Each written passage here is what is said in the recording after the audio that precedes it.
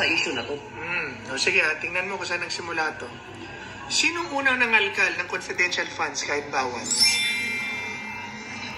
Sino nangangalkal ng EJK? Sino nagpakulong kay Attorney Zulaika Lopez? At kahit sinabi rin ni BBM na huwag i-impeach si VP Sara, sino nag-file na impeachment case kay VP Sara? Mga makakaliwa. Sino din ang nanggugulo sa rally sa Mendiola noong November 30? Booking. Kaya, sino ang tunay na makikinabang sa away na to? E di kaliwa. At sino ang tunay na talo sa away na to? E di Pilipino. Kaya buksan ninyo ang mata nyo at kayo na humusga. Sino ba nagsimula nito? Kayo nagsimula nito Diba? Committee on Accountability, kayo nagsimula lumabas yung, bagamat ito po, sigurado ko ang depensa dito, yung pinagbabasihan yung committee report na yan, hindi pa final yan, tama? Committee, COA pa lang yan Yan pa lamang ay memorandum na sinasabi na meron kang dapat ipaliwanag. Binibigyan pa ng sapat na panahon ang tanggapan ng Vice Presidente na magpaliwanag. At yan po ay hindi pa nga itong umaabot sa deadline. So pagkatapos niyan, papanig pa yan sa Commission and then Supreme Court. Yan po ang depensa dyan. Yaang inyong sinasabi na yan, na COA report na yan, memorandum na yan, hindi pa yan final. Correct. Tama po, hindi pa yan final. Paano nga naman daw kapag nag-impeachment ka at yan ang pagbabasihan mo? Hindi pa nga final. Paano pag sinabi ng Supreme Court na tama dito do sa not ask due process. Diba? Pero sa kabilang banda, may lumabas ka kasi na mga Mary Grace Piatos. May mga lumabas ng mga tempura. Kokoy Villamin. May lumabas po mga kapatid ng mga informasyon Tempura. na wala doon. Practically po, hindi nakalatag doon sa memorandum ng COA. So binigyan nyo ng susi itong mga grupong ito na maghain ng impeachment complaint, di ba? So ibig sabihin, kayo ang nagbukas ng daan, kayo ang nagbukas ng pinto para maghain ng impeachment ang mamamayan. So kayo nagsimula nito. Sinimulan nyo, tapusin nyo. Ganun kasi Congressman Paduano. Hindi pa tayo tapos. Ay, hindi ka pa tapos. Dahil meron naman tayo mga... Break lang po kami. Medyo hold lang ng konti. BRB kumbaga. Okay. Be right back tayo. Pero mukha po naman, pwede mo naman sadyain yun para pumutok ang balita na pinipigil ko sila. Kasi nga naman, para nang sa ganon, total naman hindi ito pwedeng umusad. Mas maganda na, may utang na loob sila sa akin. Mabubudulin. Ma. Okay. Yan ang mga Pilipino. Talaga bang kung ikaw Pangulo ng Pilipinas, sinasabi mo na dapat iginagalang natin ang proseso at ang Kongreso sa kanilang kapangyarihan, ikaw ba mismo magmemensahe sa mga kongresista na itigil nyo yan? Yang binabalak yung impeachment na iyan. Imagine, impeaching the Vice President. Talaga bang yun o napagtanto nila na wala silang boto sa Senado? Na magtatagumpay ang impeachment kapag mayroong suporta ang presidente.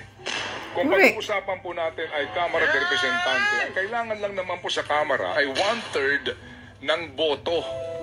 Pwede nga silang dumiretso Hindi na ho idaan sa hearing by mere resolution. Opo, maaari na ho itong pagpirmahan na lamang ng mga miyembro na 105 lamang ang bilang. Pwede na pong agad na dumiretso sa Senado at maihain po yung articles of impeachment. Impeach na kumbaga ang opisyal sa botong 105 lamang.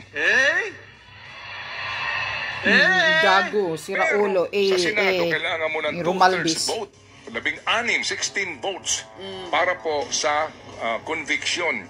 Mukhang mahihirapan sila. Yan ang realidad.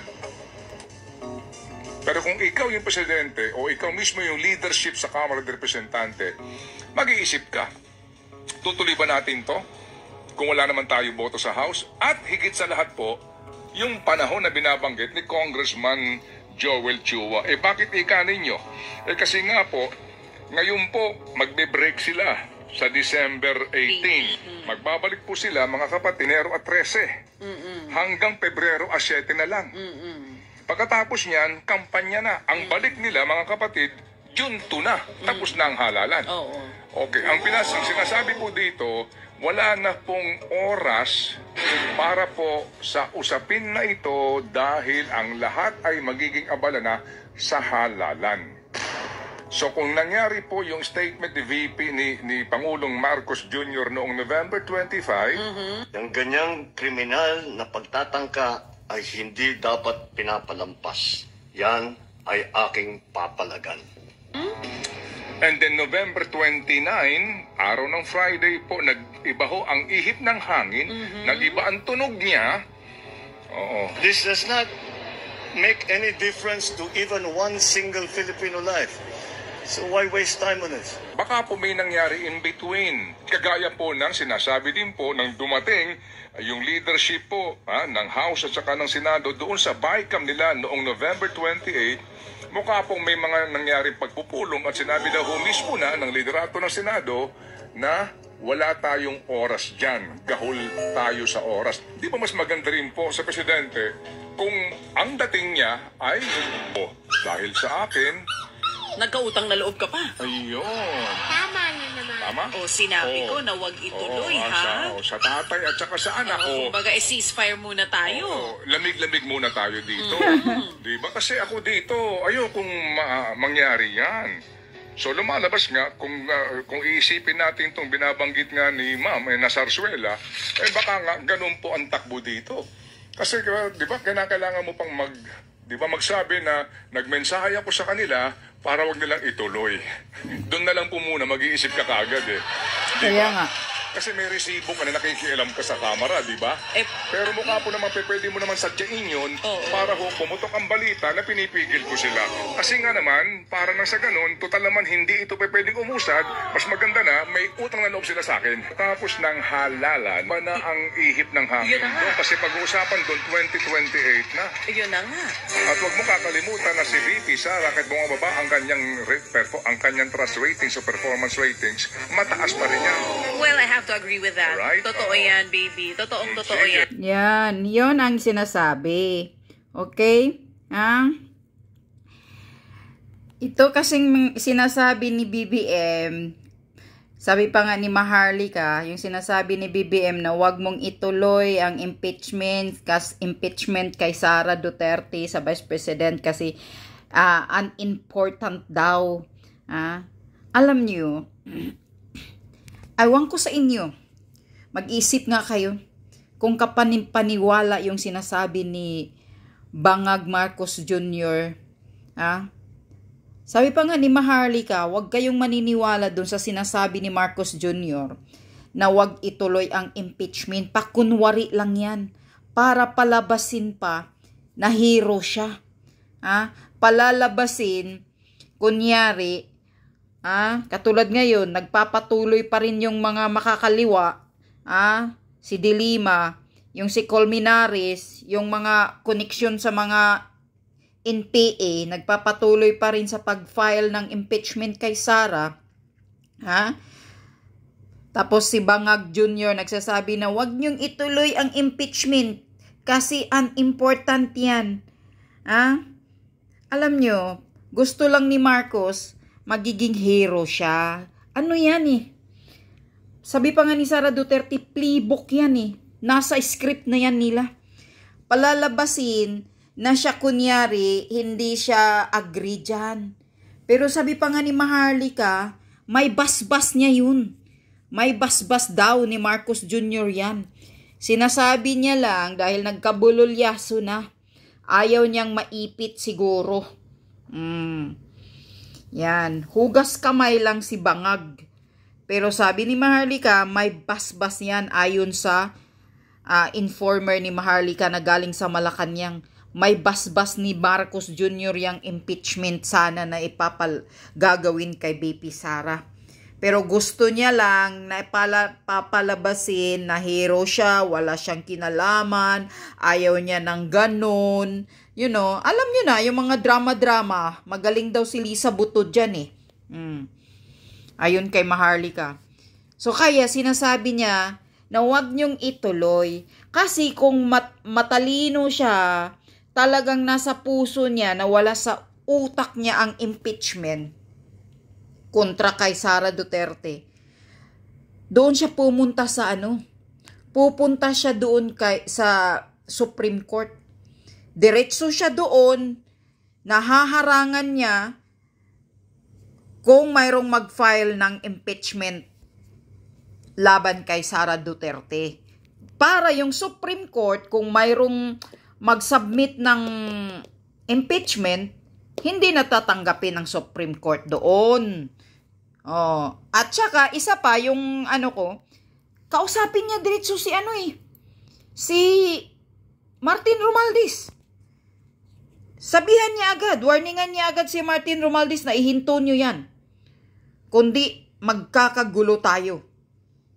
Diretso, kung mayroong yagbuls ka talaga, Marcos Jr., bakit hindi mo warningan si kawatan mong, pinsan mong Romualdez na yan? Sabi pa ni Sara Duterte, kawatan, magnanakaw. Ha? Bakit hindi mo diretsuhin? Ikaw ang presidente ngayon nga, umaastang presidente itong hinayupak na kawatan. Ha? Siya ang nagpatawag ng meeting sa mga general. May mga general na nagagalit. Parang sinusuhulan ng increase na 300 pesos. I-increasean daw ang allowance nila ng 300 pesos. After sa meeting, parang may suhol. Ano yan? Suhol ba yan? Sa pagdalo ninyo? Bakit kasi kayo, mga general, alam naman ninyo ang tama kung sino ang chief of staff ninyo. Diba, presidente ang chief of staff ninyo? Bakit kayo nakipag-meeting kay kawatan? Wala din kayong mga panindigan. Tapos yan, yung suhol ba yan? Sinasabi ni Romualdez na i-increase yung allowance ninyo ng 300 pesos. Diyos ko po, ang mura-mura ninyo. 300 pesos, parang suhol sa inyo sa pag-atin ninyo dyan. Kaya pinapakita lang kasi ni Romualdez na parang kontrolado niya kayo, mga EEP general dyan. Kaya kayo mag-isip-isip kayo kung ano ang tama, dapat yan ang sundin ninyo. Huwag kayong sumusunod sa mga utos-utos lang. Sundin nyo ang konstitusyon na sinusumpaan ninyo. Anyway, balik tayo sa impeachment. Ang masasabi ko lang dito sa impeachment na to, kapag matuloy ang impeachment kay Vice President Sara Duterte, alam nyo, magkakagulo. Yan ang tandaan mo, Martin Romualdez. Pag hindi mo sundin yung utos ni Bangag Jr. na hugas kamay na utos na wag nang ituloy ang impeachment, talagang magkakagulo ang Pilipinas dahil marami nang galit sa iyo, Martin Romualdez. Yan ang tandaan mo. Baka kuyugin ka ng mga retired general. Naggigil at galit sa iyo pati mga MNLF. Yan ang tandaan mo, Romualdez. Kaya wag kang umaasta na akala mo hero ka, akala mo sino ka. Mawawala ka rin dyan sa posisyon mong hinayupa ka. Kuyugin ka ng taong bayan. Yan ang tandaan mo, Romualdez.